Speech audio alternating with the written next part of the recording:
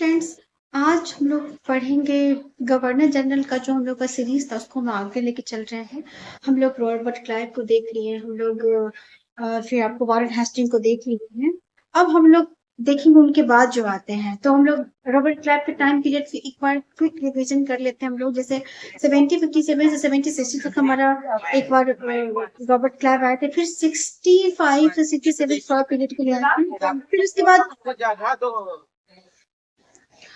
उसके बाद हम लोग वारेन हेस्टिंग का टाइम पीरियड को देखेंगे, तो वो हमारा 1772 से लेकर के आपको 1785 तक का वो है हमारा। तो अब 1785 से 76 के लिए एक साल के लिए एक्टिव गवर्नर जनरल के रूप में हमारा सर जॉन मैकफर्सन आए थे। ओके, सर जॉन मैकफर्सन हमारे आए थे, सिर्फ और सिर्फ कुछ टाइम, एक साल के लिए आए थे।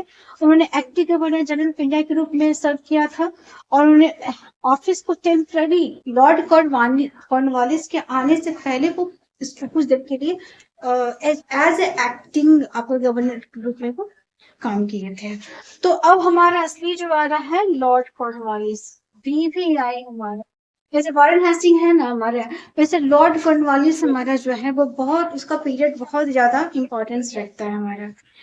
तो ये जो है हमारे हैं गवर्नर जनरल कब से कब, सबसे पहले तो टाइम पीरियड हम लोग को दिमाग में रखना होगा।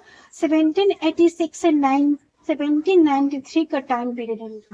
1786 से 17 आपको 93 1793 1786 से लेकर टाइम पीरियड। उसके बाद हमारा जो है ये आपको फिर जाने के बाद आपको 1805 में थोड़े समय के लिए आए थे।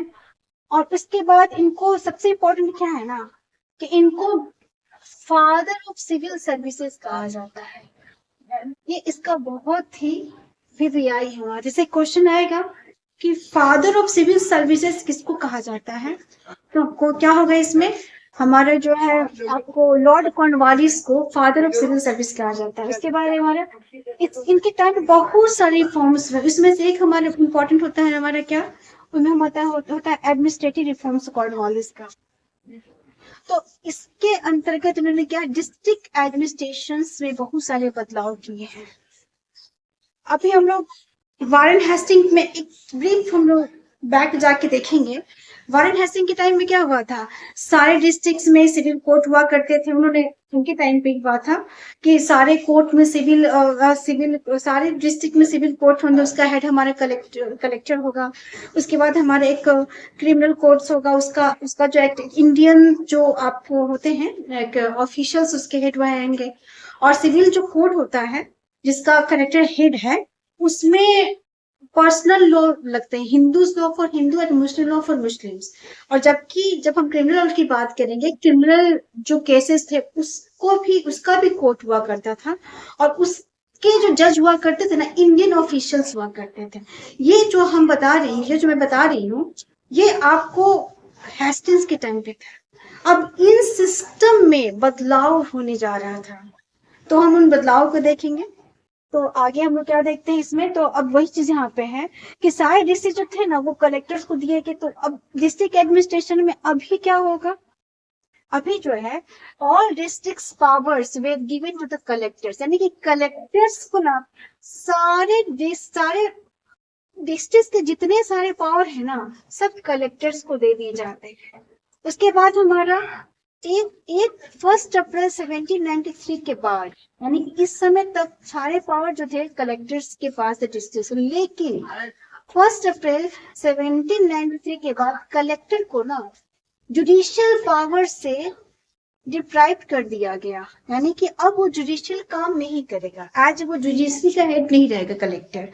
वो क्या होगा, वो सिर्फ रिवेन्यू कलेक्टर बन जाएगा। यही में हमारा सेपरेशन ऑफ पावर का यहाँ पे यही कहा जाता है कि कौन सा, किसके टाइम पे सेपरेशन ऑफ पावर हमारा एक्टिव हुआ था, यही लॉर्ड कॉर्नवालिस है, जहां पे जुडिशियल और एग्जीक्यूटिव दोनों पार्टी को क्या कर दिया गया था, अलग कर दिया गया था। ये बहुत इंपॉर्टेंट सेक्शन है ये वाला। तो इसके बाद हम लोग आगे फिर हम लोग डिस्कस करेंगे। जैसा कि हम लोग देख चुके हैं कि लॉर्ड कॉर्नवालिस का अभी हम लोग एडमिनिस्ट्रेटिव रिफॉर्म्स देखे थे, अब हम लोग उसका जुडिशियल रिफॉर्म्स देखेंगे। तो जुडिशियल रिफॉर्म में क्या होता है, एबोलिस्ट इंडियन जज बेस्ड डिस्ट्रिक्ट क्रिमिनल कोर्ट्स। उन्होंने क्या कर दिया, जो इंडियन जज बेस्ड जो डिस्ट्रिक्ट क्रिमिनल कोर्ट था उसको उन्होंने खत्म कर दिया। कहने का मतलब कि हेस्टिंग के टाइम में क्या हो गया था कि क्रिमिनल कोर्ट का जो हेड था, यानी कि जो उसके जो जज बैठेंगे वो इंडियन ऑफिशियल हुआ करते थे। लेकिन अब फॉरेन है, देखिए अब लॉर्ड कॉर्नवालिस के टाइम, लॉर्ड कॉर्नवालिस के टाइम पे क्या हुआ, अब ऐसा नहीं होता था। अब उन्होंने जो इंडियन बेस्ड जो क्रिमिनल कोर्ट था उसको उसने एबोलिस्ट कर दिया, और उसके जगह पे उसने क्या किया, 4 सर्किट कोर्ट को स्टैब्लिश किया। 4 सर्किट कोर्ट को उसने क्या क्या स्टैब्लिश किया, 3 बंगाल के लिए और 1 हमारे बिहार के लिए। इंट्रोड्यूस किया फेमस कॉर्नवालिस कोड। 1793 में उन्होंने क्या किया, एक फेमस कॉर्नवालिस कोड किए। यही सब जो सुधार किए ना, यही सब based on the principle of separation of powers. Powers को सेपरेशन करने के, यही जो उन्होंने किया ना, एग्जीक्यूटिव एडमिनिस्ट्रेटिव का अलग कर दिया, जुडिशियल का अलग किया। इसी को क्या कहा जाता है, कॉर्नवालिस कोड कहा जाता है। एग्जीक्यूटिव और जुडिशरी क्या हो गया, सेपरेट हो गया, अलग हो गया। पुलिस में बहुत सारे रिफॉर्म किए इन्होंने। पुलिस में क्या रिफॉर्म किया है, तो पुलिस में इन्होंने रिफॉर्म किया है, इंट्रोड्यूस द दरोगा सिस्टम। इन्होंने कहा जाएगा ना कि अभी का जो दरोगा सिस्टम है हमारे, अभी भी हम लोग फॉलो करते हैं। दरोगा सिस्टम के प्रत्येक इवन हमारे कुछ खास एरियाज में रहता है कि हर आपको उसमें डिस्ट्रिक्ट में हुआ करता था, अभी भी आपका थाना होता है आपको, तो वो थाना कितना कितना जुडिक्शंस में रहेगा, ये जो सिस्टम है हमारा, तो इनके द्वारा इंट्रोड्यूस किया गया था दरोगा सिस्टम से। क्या किया इन्होंने, पुलिस स्टेशन, थाना दरोगा प्रत्येक डिस्ट्रिक्ट में होगा हमारा थाना। इस थाना हाथ हेड बाय दरोगा, और उस थाना के हेड कौन होगा, हमारा दरोगा होगा। रिमूव पुलिसिंग पावर फ्रॉम, उसके बाद क्या किया, increase the salaries of police officials.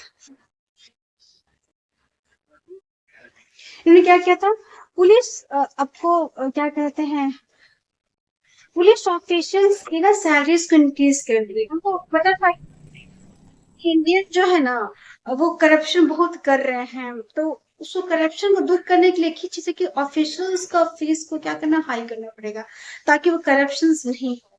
इन्होंने क्या किया, उन्होंने उसके ऑफिशियल्स के सैलरीज को बढ़ा दिया। रिमूव पुलिसिंग पावर फ्रॉम जमींदार इन रूरल एरियाज। अब जमींदारों के पास ऐसे भी कोई आपको सैन्य शक्ति नहीं रहेगी, ये कॉर्नवालिस ने बता दिया बिल्कुल। क्योंकि ब्रिटिश कभी नहीं चाहते थे कि अपना कोई अपोनेंट बड़ा सा खड़ा रहे। जमींदार उस समय लैंड और मनी से तो बहुत ज्यादा पावरफुल थे, हो गए थे धीरे धीरे। और जमींदार भी देखे कि जमींदार जो है हमारा वो किसकी देन है, जमींदार हमारा ब्रिटिश की देन है, ब्रिटिश ही जमींदार के जन्मदाता है। तो उन्होंने जमींदार को तो जन्म दिया, लेकिन जमींदार को कभी भी एक मिलिट्री थ्रेट के रूप में नहीं होने दिया, क्योंकि उन्होंने साइन साथ लिया ही नहीं कि आपकी पॉलिसी रख ही नहीं सकते हो, don't have power this. Civil services की अगर बात हम करेंगे तो उसमें क्या, ban the private trade of East India Company जो है, तो वहां पे क्या, ईस्ट इंडिया कंपनी का प्राइवेट ट्रेड पर उन्होंने कंट्रोल किया। Indian were not given higher post then, और जो भी इंडियंस हुआ करते थे उनको बड़ा पोस्ट नहीं दिया जाता था। मैक्सिमम क्या, या सूबेदार बनेंगे, जमादार बनेंगे, मुंसिफ बनेंगे, सरदार आमीन बन सकते हैं, डेप्यूटी कलेक्टर बन सकते हैं सिविल एडमिनिस्ट्रेशन में, लेकिन इनसे हायर पोस्ट उनको दिया ही नहीं जाता था। अब हम लोग इसके देखेंगे, हम लोग परमानेंट सेटल, लॉर्ड कॉर्नवालिस को अगर हम पढ़ रहे हैं तो ये चीज बिल्कुल ध्यान देने वाली बात है कि परमानेंट सेटलमेंट का जिक्र आएगा ही आएगा आपको। रिवेन्यू जो एक सिस्टम हुआ करता था, जो कॉर्नवालिस के द्वारा डेवलप किया गया था, तो ये जो है परमानेंट सेटलमेंट, जो कि जमींदारी सिस्टम भी कहा जाता है, 1793 में इंट्रोड्यूस किया गया था, और इसको परमानेंट सेटलमेंट भी कहा जाता है। जिसको किसने तैयार किया था, इसको तैयार किया था जॉन शॉल ने तैयार किया था। और इसका एरिया कहाँ पे है, हमारा बंगाल है, बिहार है, उड़ीसा है, बनारस है, नॉर्दर्न डिस्ट्रिक्ट ऑफ मद्रास है, इन सारे रीजन में वो क्या इंट्रोड्यूस हुआ था। मेन फीचर्स क्या है, zamindar had to pay fixed revenue to the company. उनके साथ क्या हुआ ना कि वो लोग वहाँ लोग एक्चुअली क्या हुआ था ना कि अभी लोग तुरंत लैंड हम लोग के हाथ में आया था। अभी इनको समझ में नहीं आ रहा था कि इतना बड़ा लैंड से हम कैसे सिस्टमैटिक तरीके से हम क्या रेवेन्यू कलेक्शन करें। तो इसलिए उन्होंने बहुत तरह का फौजदारी सिस्टम इसी का पार्ट था, वो भी उनका सक्सेसफुल नहीं रहा। फिर उसके बाद उन लोग ये 5 टाइम्स रखे थे, उससे उनको संतुष्टि नहीं मिले, तो लॉर्ड कॉर्नवालिस फिर इधर ध्यान देते हुए परमानेंट सेटल, इनका पर्पस क्या था कि वो सिस्टमैटिक तरीके से रिवेन्यू को ऑब्टेन करना चाहते थे। तो इसीलिए उन्होंने किया था, इसमें 90% जो था ना, उसमें था कि इतना आपको हर हाल में आपको कम्युनिटी, यानी कि अगर पूरा उसको 11 पार्ट में डिवाइड किया जाए तो 10/11 पार्ट जो था वो, यानी कि 90% वो दे देना था। आप उनको इसको कितना रखा था, 10/11 पार्ट हमारे, यानी कि सॉरी 1/11 पार्ट जो था वो रखना था किसको, वो रख सकते थे जमींदार अपने पास में। तो अबाउट 10%, यानी कि 1/11 जो पार्ट है हमारा वो जमींदारों के पास था, और 10/11 पार्ट हमारे किसको देना था, कंपनी को देना। अबाउट 90% जो भी उनका कलेक्शन था। जमींदार क्या था ना, were free to fix rent from peasant, तो पिजन से कितना लेंगे ये कोई फिक्स नहीं था। तो एक तरह से कहीं कि जमींदारी सिस्टम में अगर ये कहा जाए कि पिजन का शोषण सबसे ज्यादा हुआ, तो उसमें कहना गलत नहीं होगा, क्योंकि अब जमींदार को देना है क्या कहते हैं ईस्ट इंडिया कंपनी को, और उसको अपने पास भी रखना है। अब वो कितना लेको फिक्स तो है नहीं, तो जमींदार अपना फायदा देखेगा, ज्यादा से ज्यादा फायदा, उसको तो उतना रकम देना, लेकिन उसके ऊपर जितना मिलेगा तो फिर उसी का होगा ना।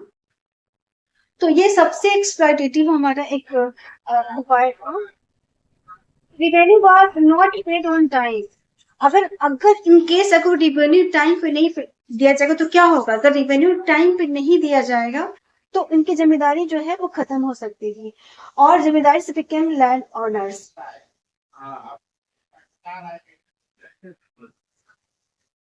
और जमींदार जो था ना, ये उसके टाइम पे है, जमींदार को है ना लैंड का मालिक बना दिया जाता, जब तक वो दे रहे हैं भाई वो आप ही के पास ऑन कर रहा है, लेकिन इन केस कि अगर वो जिम्मेदारी अब नहीं दे पाएंगे तो उनसे ले लिया जाएगा। और सिस्टम किसको फेवर किया था, जमींदार से। ये बहुत ही इंपॉर्टेंट है कि हमारा ये पूरा का पूरा, अगर हम लोग 11 अप 12 क्लास के एनसीईआरटी का, झारखंड बोर्ड का जो जेसीईआरटी में है, एनसीईआरटी में भी हमारा भी जो नया लाया गया है, तो उसमें अगर आप लोग पढ़िएगा ना तो उसमें पूरा का पूरा सिस्टम ही इस पे आधारित है, जो कि पूरा बताया कि किस तरह से जमींदार लोग जो है वो उसको नहीं देते थे, और पूरा का पूरा रिवेन्यू को लोग बचा लेते थे। वो लोग लगातार बाइडिंग पे बाइडिंग लोग अपना सिस्टम लगाते थे, आमदन भाव लगा करके वो लोग नहीं देते थे, और कन्फिस्टिकेशन को भी बचा लेते थे। ये खैर अलग मैटर है, लेकिन इसकी हम लोग इसलिए बता रहे हैं कि इसमें सबसे ज्यादा किसी को बेनिफिट हुआ, इस कंपनी को भी उतना बेनिफिट नहीं हुआ था जिसमें इसको बेनिफिट हुआ था आपको जमींदारों को। तो इसको याद, इसमें सबसे इम्पोर्टेंट बात क्या है, इसमें हम बंगाल, बिहार, उड़ीसा, बनारस, इस जगह पे यहाँ पे क्या सबसे पहले बंगाल में इंट्रोड्यूस हुआ था, टाइम पीरियड क्या 1793 में है। और ये सिस्टम हमको याद रखना। और सबसे इम्पोर्टेंट क्या है कि प्लान किसके द्वारा इंट्रोड्यूस किया गया था, बनाया गया था, तो जॉन सॉर के द्वारा इंट्रोड्यूस किया था, लॉर्ड कॉर्नवालिस के द्वारा।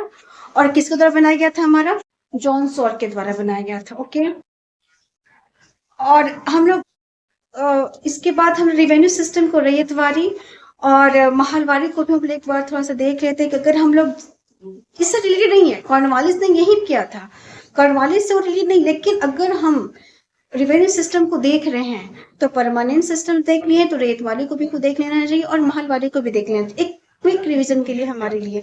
तो आगे हम आगे के स्लाइड में मैं वो भी आप लोग को दे देती हूँ।